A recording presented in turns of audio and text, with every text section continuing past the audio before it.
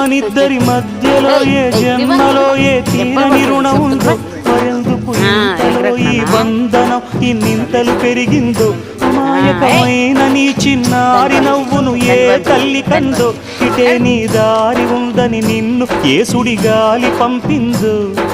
పాపం పుణ్యం దేవుడికెరుక, పేదకు దొరికిన బంగారు కణిక, పాలు వెన్న లేవని అనక ప్రేమను వెసిలక, వలేసే పాడు లోకం కంటపడక నాయనక, ఇలా నా గుండెలోనే గువ్వల కొలు ఉండిపోయింక, ఇటే పోస్తే ఎమున్నైనా నిలేస్తానే, మరింక ఏ కీడు నీ వంక రాలేదు.